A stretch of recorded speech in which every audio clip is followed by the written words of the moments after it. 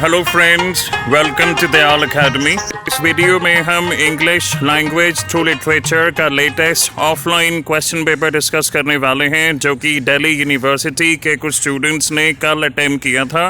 तो guys please ध्यान से देखिएगा पूरी वीडियो को, स्पेशली अगर ऐसा क्वेश्चन पेपर आप पहली बार देख रहे हैं।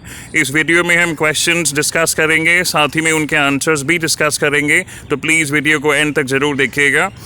आपको क्या देखना है, फर्स्टली आप क्वेश्चन पेपर का फॉर्मेट समझिए, किस टाइप के क्वेश्चंस हैं, और सेकेंडली इसमें कितने क्वेश्चंस आपको करने हैं और टोटल कितने क्वेश्चंस गिवन हैं, और क्या बेस्ट स्ट्रैटेजी हो सकती है कि आप विद इन टाइम अपना पूरा क्वेश्चन पेपर अटेम्प्ट कर सकें विदाउट एनी प्रॉब्लम्स।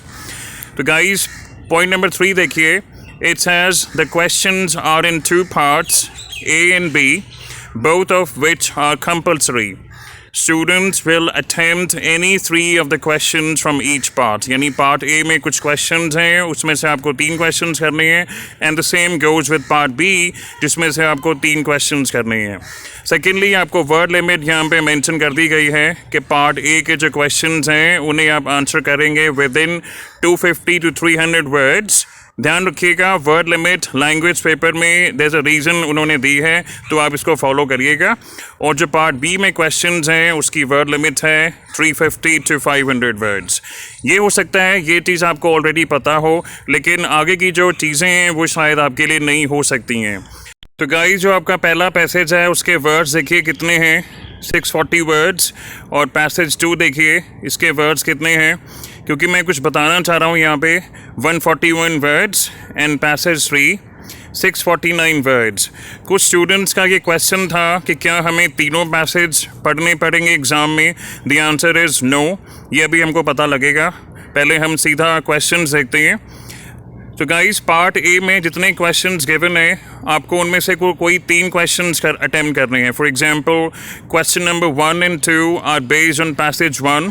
अगर आप पैसेज 1 पढ़ते हैं तो आप ये दोनों क्वेश्चंस चाहें तो अटेम्प्ट कर सकते हैं, और उसके बाद आपको अगर पैसेज 2 पढ़ना है तो क्वेश्चन नंबर 3 या 4 में से कोई एक क्वेश्चन करेंगे, तो इन टोटालिटी पार्ट ए में से आपके 3 क्वेश्चंस रेडी हो जाएंगे। ये आपके ऊपर है कि आप चाहें तो पैसेज 1 में से एक क्वेश्चन करें, पैसेज 2 में से एक क्वेश्चन करें, और पैसेज 3 में से एक क्वेश्चन करें। ये भी एक स्ट्रैटेजी हो सकती है, लेकिन उन स्टूडेंट्स के लिए जिनको ऐसा पेपर थोड़ा लेंदी लगता है, क्योंकि प्रैक्टिस थोड़ी कम होती है जनरली, अगर चाहें तो 2 पैसेज से काम चला सकते हैं। एंड काम चलाने के मतलब है कि आप अपना पूरा बेस्ट परफॉर्मेंस देंगे कि अगर आपने 2 पैसेजेस पढ़े हैं तो उन पर बेस्ड जो क्वेश्चंस हैं उसका आप अच्छे से आंसर लिखेंगे। अब देखिए पार्ट बी में भी सेम स्ट्रैटेजी अपना सकते हैं। चाहें तो अगर आपने पैसेज 1, 2, 3 दोनों पढ़े हैं तो इनमें से कोई भी 3 क्वेश्चंस आप अटेम्प्ट कर सकते हैं, लेकिन अगर आपने 2 पैसेज पढ़े हैं तो चाहें तो आप क्वेश्चन नंबर 6 कर सकते हैं अगर आपने पैसेज 1 पढ़ा है तो, और अगर आपने पैसेज 2 पढ़ा है तो क्वेश्चन नंबर 7 and 8 अटेम्प्ट कर देंगे, आपके 3 क्वेश्चंस हो जाएंगे पार्ट बी के। तो इवेंचुअली ये आपको पैसेज पढ़ने के बाद समझ में आएगा कि कोई ऐसा पैसेज तो नहीं है जो आपको समझ में बिल्कुल नहीं आ रहा, और आपको तीनों पैसेज पढ़ने हैं, या आप 2 पैसेजेस पढ़ के पूरा क्वेश्चन पेपर अटेम्प्ट कर लेंगे। तो ये गाइस हम आपके ऊपर छोड़ते हैं, हम सीधा शुरू करते हैं पैसेज नंबर 1, उसको पढ़ेंगे, उसके बाद उसके क्वेश्चंस के आंसर्स डिस्कस करेंगे। तो let's begin with the first passage. Dear life, in all my years, I have been fortunate enough to see multiple shades of you, experience you in so many different colors and forms. I've had the chance to understand that you are an enigma, one that is worth unraveling, exploring, and living. I initially feared the ambiguity and uncertainty you came with. I have now learned to enjoy it. तो guys जो author हैं वो किसे address कर रहे हैं, life को, ज़िंदगी को एड्रेस करते हुए बोल रहे हैं कि इतने सालों में मुझे लगता है कि मैं फॉर्चुनेट हूँ कि मैंने तुम्हारे मल्टीपल शेड्स देखे हैं, डिफरेंट फॉर्म्स और कलर्स, रंगों और रूपों में मैंने लाइफ को एक्सपीरियंस किया है। मुझे चांस मिला है समझने के लिए कि लाइफ तुम एक एनिग्मा हो, तो गाइस एनिग्मा का मतलब यहाँ पे ये है पहेली या रहस्य जिसे आप पूरी तरह समझ ना पाए हो। उसके बाद कहते हैं वन दैट इज़ वर्थ अनरावलिंग। तो अनरावलिंग मीन्स सुलझाना, जब आप किसी मिस्ट्री को सुलझाते हैं, एक्सप्लोर करना, ठीक है। फिर कहते हैं कि स्टार्टिंग में मुझे I used to fear the ambiguity and uncertainty, क्योंकि गाइज हमारी लाइफ में जो चीज़ें हैं वो हमेशा क्लियर और सर्टेन नहीं होती हैं। जैसा हम सोचते हैं, जैसा हम एक्सपेक्ट करते हैं, जैसा प्लान करते हैं, ज़रूरी नहीं है वैसे होता है। तो वो कह रहे हैं कि मुझे ये जो एम्बिग्विटी है यानी क्लैरिटी ना होना या सर्टेनिटी ना होना, पहले मुझे इससे डर लगता था, लेकिन अब मैंने इन चीज़ों को इन्जॉय करना सीख लिया है। एंड इन फैक्ट वो कहते हैं I have come to see that the twists and turns that one is never truly prepared for only make the right turns worthwhile। यानी कि हमारी लाइफ में जो ट्विस्ट एंड टर्न्स आते हैं जिनके लिए हमने कभी प्रिपेयर नहीं किया था, वो ही ऐसे हैं जो उस सिचुएशन में अगर हम एक राइट टर्न लेते हैं, राइट डिसीजन लेते हैं, तो ये वर्थवाइल होता है। कहने का मतलब ये है कि अगर आपने किसी सिचुएशन के लिए प्रिपरेशन की है, प्लानिंग की है, तब तो ऑब्वियसली आप अच्छा ही परफॉर्म कर पाएंगे। लेकिन व्हाट इफ़ क्या कुछ अनएक्सपेक्टेड होता है, लाइफ में ट्विस्ट एंड टर्न्स आते हैं, उस समय अगर आप राइट डिसीजन ले पाते हैं तो ये वर्थवाइल माना जा सकता है। फिर सेकंड पैरा में कहते हैं how does one live a life well. I don't think there is a definite answer. Despite repeatedly getting life lessons in multiple forms, it is hard for a person to really learn unless they go through the experience themselves. कहते हैं life को, ज़िंदगी को अच्छे से कैसे जिया जाए, इसका कोई डेफिनेट आंसर नहीं है। क्यों? क्योंकि हम स्टार्टिंग से सिंस चाइल्डहुड हमें लाइफ लेसन जो हैं बताए जाते हैं, हमें मिलते रहे हैं, लेकिन इन लेसन्स को लर्न करना हमारे लिए रियली डिफ़िकल्ट होता है अनलेस कि हम सेम सिचुएशन जो हैं खुद प्रैक्टिकली रियल लाइफ में एक्सपीरियंस करें। फॉर एग्ज़ाम्पल, अगर हेलमेट पहनने की बात होती है गाइस, तो हमने कहाँ कहाँ नहीं पढ़ा हुआ कि हेलमेट पहनना हमारी सेफ्टी के लिए है, एडवाइजेबल है। लेकिन मान लीजिए एक बार हम ड्राइविंग कर रहे हैं, स्कूटी चला रहे हैं, और अनएक्सपेक्टेडली एक ट्रैफिक पुलिसमैन रोकता है कि आपने हेलमेट नहीं पहना और आपका चालान हो जाता है। तो ये जो रियल लाइफ एक्सपीरियंस है कि आपका चालान हुआ, ये आपको याद रखवाएगा। एक लेसन आप लर्न करेंगे कि बेशक दूर जाना हो या पास जाना हो, डिस्टेंस जितना भी हो, आपको हेलमेट पहनना चाहिए, ठीक है। तो इससे ये मैंने एग्जांपल दिया है ताकि आप समझ पाएँ। फिर कहते हैं often it is the situations that force you to learn and apply what you might have never learned otherwise. यानी कि हमारी रियल लाइफ सिचुएशन जो हैं ये हमें फोर्स करती हैं क्या करने के लिए, लर्न करने के लिए और अप्लाई करने के लिए, जो शायद हम वैसे कभी नहीं सीख पाते। फिर कहते हैं so wouldn't it then be right to say that you, dear life, are the biggest teacher of all। तो ऑथर लाइफ को संबोधित करते हुए आगे कहते हैं तो ऐसा कहना सही नहीं होगा डियर लाइफ कि तुम ही बिगेस्ट टीचर हो, बड़े से बड़े टीचर, द बिगेस्ट टीचर तुम ही हो। I look back trying to put together what it is that you have taught me, and I realize that everything I have learned through personal experience with you has been greater than every bit of advice that has been given to me। तो life को कहते हैं कि जब मैं देखता हूँ कि तुमने मुझे जो सिखाया है, जो मैंने पर्सनल एक्सपीरियंस से सीखा है, वो कहीं ज़्यादा है किसके मुकाबले जो भी मुझे एडवाइस मिलती रही हैं। And if I were asked what the biggest lessons I have learned from you are, अगर मुझे पूछा जाए कि मैंने लाइफ तुमसे बिगेस्ट लेसन्स कौन से सीखे हैं, I think these 5 would be amongst the most important. तो ये 5 बिगेस्ट लेसन्स जो ऑथर ने सीखे हैं लाइफ से, ये डिस्क्राइब करते हैं। The first one is live life queen size. I have learned that while you might seem long, you go by in a flash, in the wink of an eye। लगता है कि life long होती है लेकिन बहुत जल्दी पास हो जाती है, पलक झपकते ही। ये एनालॉजी है, एक कंपैरिजन किया है ऑथर ने। And to truly relish you, one must live you with passion, confidence and integrity। I have learned that one can plan all one likes, yet you can come and punch us right in the face। तो guys ये night लिखा हुआ है लेकिन ये right होना चाहिए, इसको नोट कर लीजिए। तो ऑथर क्या कहते हैं कि मैंने ये सीखा है कि लाइफ को एंजॉय करने के लिए हमें पैशन, कॉन्फिडेंस और इंटेग्रिटी के साथ जीना चाहिए। हम जितना चाहें उतना मर्जी हम प्लान कर सकते हैं, जो हमको अच्छा लगता है, जो हम प्लानिंग करते हैं, लेकिन कहते हैं येट यू, यहाँ पे यू किसको डिनोट करता है? लाइफ को। You can come and punch us right in the face, यानी जो हमारी प्लानिंग है, प्रेपरेशन है, वो फेल हो सकती है। क्यों? क्योंकि लाइफ में जो अनएक्सपेक्टेड ट्विस्ट एंड टर्न्स आते हैं, इसलिए। फिर कहते हैं finding the right balance between planning ahead and going impulsively with the flow is something I teach myself every single day. तो ये उन्होंने सीखा है कि एक राइट बैलेंस बनाना होता है। ठीक है, हम प्लानिंग करते हैं लाइफ में, लेकिन एक गोइंग विद द फ्लो होता है। दैट इज़ समथिंग ऑथर कहते हैं मैं रोज़ अपने आप को सिखाता हूँ। सेकेंड लेसन जो ऑथर ने लाइफ से सीखा है वो पढ़िए क्या है? Live on your own terms. Author कहते हैं you, dear life, truly belong to the one who lives you. I have learned that while one may have plenty of advisors and well-wishers, one must set their own goals. Living according to another's wishes will only put you on the road to unhappiness. I've tried several times to follow the path set by others, only to realize that my heart isn't in it. तो author क्या कहते हैं कि मैंने सीखा है कि हालांकि हमारे पास बहुत एडवाइज़र्स होते हैं, वेल विशर्स होते हैं जो हमें एडवाइस करते हैं, ठीक है, लेकिन हमारे खुद के अपने गोल होने चाहिए। किसी और की विशेस के अकॉर्डिंग अगर हम ज़िंदगी जीते हैं तो हम अनहैप्पी होंगे। फिर ऑथर कहते हैं कि I have tried to follow the path set by others. दूसरों के दिखाए या सेट किए हुए पाथ पर मैंने चलने की कोशिश की है, लेकिन उससे क्या होता है? I realize that my heart isn't in it.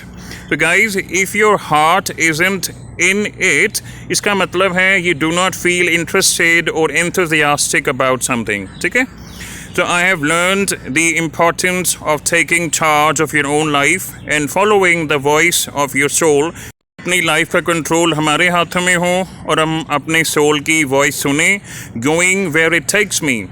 So far, it has taken me to multiple countries through a few professions and an entire plethora of adventures, none of which I would trade for anything else in this world. तो author कहते हैं कि मैंने जो decisions लिए हैं अपनी life में, इसकी वजह से जो a few professions which I have followed, मैंने काफ़ी एडवेंचरस ट्रिप्स मैंने अंडरटेक की हैं, काफ़ी मैं कंट्रीज़ में गया हूँ और इनके बदले में मुझे कुछ और नहीं चाहिए। फिर थर्ड पॉइंट है make your self a priority. Author कहते हैं you taught me to value my self above everything else because in the end I am all I have. I used to think that I was being selfish by putting myself at the center of all my decisions, but what I have come to realize is that one can never make others happy if they stay unhappy themselves. कहने का मतलब ये है, author कहते हैं कि हमको खुद को वैल्यू करना चाहिए, खुद को प्रायोरिटी देनी चाहिए और इसमें कोई सेल्फिशनेस जैसी कोई बात नहीं है। कहते हैं it is this learning that has made me such a fierce propagator of self love and finding happiness with in. तो गाइस, प्रोपेगेटर आपको पता होगा, a person who spreads and promotes an idea और अ थियोरी। तो author कहते हैं अपने आप को प्रायोरिटी देना, अपने बारे में हमेशा सोचना, इसमें कुछ गलत नहीं है, इसमें कोई सेल्फिशनेस जैसी कोई बात नहीं है, क्योंकि अगर हम खुद से प्यार नहीं कर सकते तो हम हमेशा अनहैप्पी रहेंगे, हम दूसरों को भी खुश नहीं कर सकते हैं। The fourth lesson that he has learned from life is to value relationships. Author कहते हैं we are defined and made by our relationships. In my younger years, I would sometimes be careless about my relationships. However, as time has passed, I have come to accept that relationships are essential to our existence. My family has remained a constant throughout, supporting me unflinchingly. I have been fortunate to have found friends who have brought soul and strength into my life. And having nurtured a strong, value-driven personal and professional network is what keeps me motivated to keep growing. तो ये lesson है कि personal और professional relationships को value करना, nurture करना, ठीक है, ये बहुत सिंपल है। And the last lesson is optimism is key. He says, I learned that optimism isn't just an overrated term. कहते हैं optimism overrated term बिल्कुल नहीं है, rather it is truly a core principle. Through my own experiences, I have learned the importance of empowering myself, of always staying positive throughout the journey and believing that the best is yet to come. Like truly does attract like. What we believe, we become. तो पहले कहते हैं कि हमको optimistic होना चाहिए, ये बिल्कुल ओवररेटेड टर्म नहीं है. उसके बाद कहते हैं कि इम्पॉर्टेंस देखिए ऑफ स्टेइंग पॉजिटिव क्या है. आपको हमेशा ये बिलीव करना चाहिए कि बेस्ट अभी मेरी ज़िंदगी में आएगा, आने वाला है. और like truly does attract like, यानी अगर हम अच्छा सोचेंगे हमारे साथ अच्छा होगा, अगर हम नेगेटिव सोचेंगे तो नेगेटिव होगा. इसका मीनिंग है what we believe we become. अगर अपने बारे में अच्छे ख्याल लाएंगे, अच्छा सोचेंगे तो आपके साथ पॉजिटिव ही होगा. तो गाइस इस पे बेस क्वेश्चन देख लेते हैं. Let's go to part A first. The first question is, why does the author of passage 1 call life a teacher? What are the biggest lessons he has learned from it? Write a reasoned answer with close reference to passage 1, and the word limit is within 250 to 300 words. Author जो हैं उन्होंने life को teacher क्यों बोला है, उन्होंने life से biggest lessons कौन से सीखे हैं, और आप आंसर देंगे with close reference to the passage 1. तो गाइज़ ये जो पहला क्वेश्चन है इसका आपको मैं पूरा आंसर दूंगा विद इन 250 to 300 वर्ड्स. आप चाहें तो साथ साथ नोट्स बना सकते हैं या लिख सकते हैं. आप ये लिख सकते हैं the points.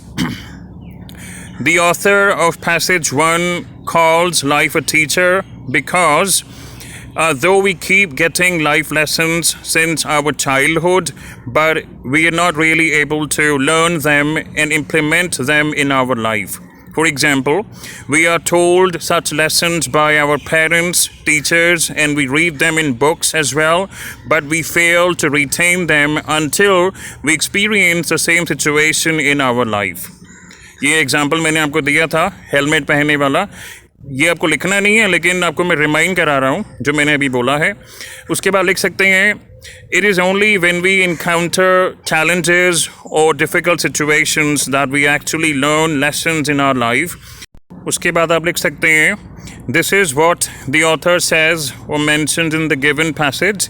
He mentions that there cannot be a definite answer to how one lives life well, and adds that it's the real life situations which bring twists and turns that force us to learn and apply what we might have never learned otherwise. उसके बाद जो second part पूछा है question में, the biggest lessons that he has learned.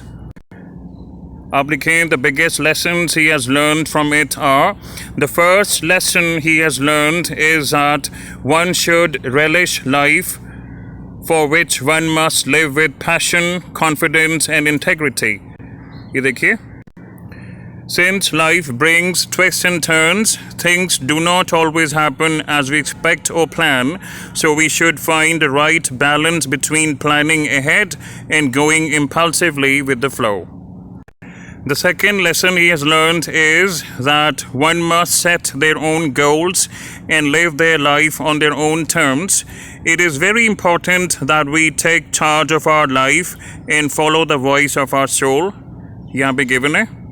You can then say the third lesson he has learned is that one should find happiness within and value themselves above everything else, as there is nothing wrong in putting themselves at the center of all decisions. And the fourth lesson he has learned is that one must value relationships in life, both personal and professional, as these are essential to our existence. And the fifth lesson he's learned is that one should be optimistic as we become what we believe.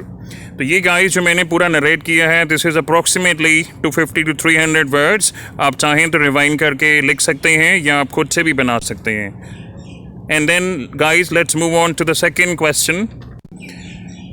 What does the author of passage 1 mean by an enigma worth unraveling? Write a reasoned answer with close reference to passage 1. Once again, the word limit is 250 to 300 words. Guys, आप चाहें तो video rewind कर सकते हैं. Author ने life को enigma क्यों बोला है, दैट इज़ वर्थ अनरावलिंग. इसका आंसर आपको फर्स्ट पैरा में मिलेगा. देखिए, इसके मैं आपको हिंट्स दे देता हूँ, आप आंसर खुद से बनाएं. एनिग्मा क्यों कहा गया है लाइफ को? क्योंकि लाइफ में एम्बिग्विटी है, हर समय क्लैरिटी नहीं होती है, अनसर्टेनिटी होती है यानी कि सर्टेनिटी नहीं होती है, ट्विस्ट एंड टर्न्स होते हैं यानी कि जो हम प्लान करते हैं, जो हमारी एक्सपेक्टेशंस होती हैं, ज़रूरी नहीं है कि लाइफ हमें वही चीज़ें दिखाए. सिचुएशंस अलग भी हो सकती हैं, अनएक्सपेक्टेड भी हो सकती हैं. इसलिए ऑथर ने लाइफ को एनिग्मा बोला है. That is worth unravelling. Why? क्योंकि स्टार्टिंग में उन्हें डर लगता था, एम्बिग्विटी और अनसर्टेनिटी से उन्हें डर लगता था, लेकिन वो बाद में कहते हैं I have come to see that the twists and turns that one is never truly prepared for only make the right turns worthwhile. यानी इन सिचुएशन में एम्बिग्विटी होती है और अनसर्टेनिटी होती है, इससे हमें काफ़ी कुछ सीखने को मिलता है, क्योंकि इन सिचुएशंस में अगर हम राइट टर्न्स लेते हैं तो ये वर्थवाइल होता है. तो ये गाइस मैंने शॉर्ट में बता दिया आपको, इसका आंसर लिखें. And let's move on to the next question. So guys, question number 3 is based on passage number 2. यानी अब टाइम आ गया कि हम पैसेज नंबर 2 पढ़ें. और इनमें किसी भी क्वेश्चंस का अगर आंसर आप लिखना चाहते हैं कमेंट सेक्शन में प्लीज़ लिखिए. अगर आप कुछ हट के लिखना चाहते हैं, अपने आप से बनाना चाहते हैं, प्लीज़ लिखिए. I will really encourage and appreciate that. And then let's move on to passage number 2. मुझे ऐसा लगता है गाइस, जब आप देखेंगे कि पैसेज 2 हैज़ ओनली 141 वर्ड्स, आपको देख के लगेगा कि हाँ, मुझे पैसेज 2 के दोनों क्वेश्चंस करने चाहिए. तो थोड़ा सा आइडिया आप ले सकते हैं पहले कि कौन सा पैसेज कितना बड़ा है, डिफ़िकल्टी लेवल क्या है. तो आप अगर पैसेज 2 के दोनों क्वेश्चंस करना चाहते हैं तो यानी कि पैसेज 1 का एक ही करेंगे, उसके बाद आपका पार्ट ए फिनिश हो जाएगा, जैसे मैंने स्टार्टिंग में एक्सप्लेन किया था. तो इसको पढ़ते हैं, देखते हैं कितना ईजी है ये. There are two kinds of intelligence. One acquired as a child in school, memorizes facts and concepts from books and from what the teacher says, collecting information from the traditional sciences as well as from the new sciences. इसका meaning समझिए. ये कहते हैं intelligence 2 प्रकार की होती है. ये पहली की बात कर रहे हैं. पहली इंटेलिजेंस ऐसी है जो एक्वायर की जाती है एज अ चाइल्ड, जैसे आप स्कूल में फैक्ट्स एंड कॉन्सेप्ट्स जो आप पढ़ते हैं बुक्स में से और जो टीचर्स पढ़ाते हैं उन्हें आप मेमोराइज करते हैं, आप इंफॉर्मेशन कलेक्ट करते हैं, both from the traditional sciences as well as from the new sciences. अब इस एक्वायर्ड इंटेलिजेंस के बारे में बता रहे हैं. कहते हैं with such intelligence you rise in the world. You get ranked ahead or behind others in regard to your competence in retaining information. इसका मीनिंग ये है गाइस, जो इन्फॉर्मेशन आपको दी जा रही है, जो टीचर्स पढ़ाते हैं, जो आप बुक्स में से पढ़ते हैं, जो आप नॉलेज गेन करते हैं, एक्वायर करते हैं, डिपेंड करता है कि कितनी इन्फॉर्मेशन आप रिटेन कर पाते हैं. उसके बेसिस पे आपको रैंक किया जाता है, आपको स्कोर्स या मार्क्स या ग्रेड्स दिए जाते हैं.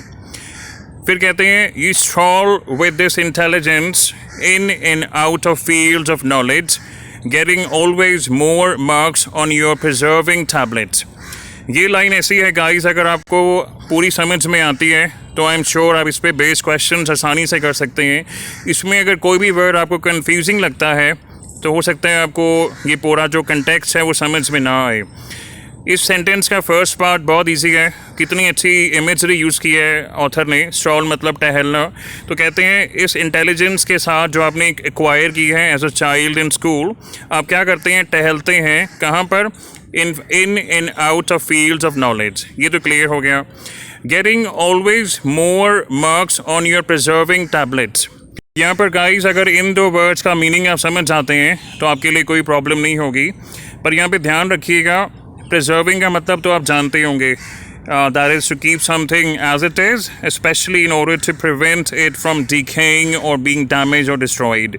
लेकिन टैबलेट्स का मतलब यहाँ पे क्या है, या ना तो ये वो टैबलेट्स हैं जो मेडिसिन आप खाते हैं, जो पिल्स आपको खानी पड़ती हैं व्हेन यू आर सिक, ना यहाँ पे कंप्यूटर से मतलब है जो कंप्यूटर टैबलेट्स होते हैं। हाउएवर अपना ओपिनियन बताने से पहले मैं कहूँगा ये एक ओपन एंडेड हो सकता है कि आपकी इंटरप्रिटेशन थोड़ी सी अलग हो सकती है, लेकिन अकॉर्डिंग टू माय ओपिनियन यहाँ पे टैबलेट्स का मतलब है अ फ्लैट स्लैब और a plaque suited for bearing an inscription. अब आपको पता होगा गाइस, इंस्क्रिप्शन जो है वो स्टोन्स पर या किसी हार्ड सरफेस पर की जाती थी। जो भी इसमें इंपॉर्टेंट इन्फॉर्मेशन लिखी जाती थी उसको हम प्रिजर्व करते हैं ना, दैट मीन्स नॉलेज को हम प्रिजर्व कर रहे हैं। तो यहाँ पे कह रहे हैं कि ये जो इंटेलिजेंस है जो आपने एक्वायर की है इसको कंपेयर कर रहे हैं प्रिजर्विंग टैबलेट से। लेकिन उसके बाद जो नेक्स्ट पॉइंट है वो देखिए, there is another kind of tablet one already completed and preserved inside you. यानी पहले ऑथर ने बोला कि एक तो इंटेलिजेंस ऐसी है जो आप एक्वायर करते हैं as a child in school. जब आप बुक्स पढ़ते हैं, टीचर्स आपको पढ़ाते हैं, उसके बेसिस पे आपके एग्ज़ाम्स होते हैं, आपको ग्रेड दिए जाते हैं, मार्क्स दिए जाते हैं। लेकिन अब कहते हैं there is another kind of tablet which is already complete हो चुकी है and that is preserved inside you. यानी वो ऑलरेडी प्रिजर्व्ड है, वो डिके नहीं होती है, ख़राब नहीं होती है। उसके बाद कहते हैं अ spring overflowing it's spring box. इसका मीनिंग समझिए। आपने गाइस पढ़ा होगा स्प्रिंग एक ऐसी प्लेस होती है या सोर्स ऑफ वाटर होता है जहाँ पर वाटर नेचुरली ग्राउंड में से फ्लो करता है, ठीक है। तो यहाँ पर स्प्रिंग का तो मतलब समझ में आ गया। आप स्प्रिंग बॉक्स समझिए। स्प्रिंग बॉक्स एक कंटेनर होता है जिसे बनाया जाता है टू कलेक्ट और conserve water from a natural spring. लेकिन यहाँ पे क्या कह रहे हैं कि जो स्प्रिंग है वो स्प्रिंग बॉक्स से ओवरफ्लो कर रही है। आगे पढ़िए। फिर लिखा है a freshness in the centre of the chest. आपको चेस्ट पता होगा गाइस, एक लार्ज स्ट्रॉन्ग बॉक्स जो जनरली वुडन होता है, जो जनरली स्टोरिंग के लिए यूज़ होता है and you store valuable goods और पोजेशंस। तो उस चेस्ट में फ्रेशनेस है। उसके बाद कहते हैं this other intelligence does not turn yellow और स्टैगनेट। यानी ये येलो टर्न नहीं होती है और स्टैगनेट नहीं होती है, यानी ये फ्लूइड है। He says it is fluid. तो गाइस स्टैगनेट का मतलब आपको पता होगा something which does not flow, which remains the same and does not grow और डेवलप। लेकिन कहते हैं कि ये जो इंटेलिजेंस है, this other intelligence which is inside you, it's fluid, it does not turn yellow or stagnate and it doesn't move from outside to inside। यानी कि जो पहली इंटेलिजेंस है जो आप एक्वायर करते हैं, जो नॉर्मल लर्निंग प्रोसेस है, आपको पढ़ाया जाता है, आप सुनते हैं, समझते हैं, फिर आपकी समझ बैठती है। ये कहते हैं कि ये फ्लूइड है और ये बाहर से अंदर नहीं मूव करता। उसके बाद एक वर्ड यूज़ किया है, फ्रेज है through conduits of plumbing learning. तो गाइस कंड्यूट हम कहते हैं एक पाइप या पैसेज को फॉर वाटर और electrical wires to go through. तो यहाँ पे प्लम्बिंग के साथ में लर्निंग लिखा हुआ है, यानी कि जो फर्स्ट इंटेलिजेंस आप इनको एक्वायर करते हैं थ्रू लर्निंग प्रोसेस, ये उस तरीके से बाहर से अंदर आप एक्वायर नहीं कर सकते इसे। क्यों? ये आपके अंदर है, एग्जिस्ट करती है, ठीक है। इसके आगे देखिए, ये लास्ट लाइन है, this second knowing is a fountainhead from within you moving out। यानी बाहर से अंदर नहीं जाती है, इसको आप एक्वायर नहीं कर सकते, because this is a fountainhead from within you moving out। अब गाइस फाउंटेन हेड का मीनिंग जनरली ये समझ में आता है कि एक स्मॉल ओपनिंग जो होती है एक फाउंटेन में जहाँ से पानी बाहर आता है। लेकिन इसके अलावा फाउंटेन हेड का एक और मीनिंग होता है an original source of something, ठीक है। या फिर अगर इस कॉन्टेक्स्ट में बात करें तो fountain head can also be called a spring that is a source of a stream और अ स्मॉल रिवर। हमने ऊपर देखा, ऑथर ने यहाँ पे लिखा है अ spring overflowing it's spring box, ठीक है।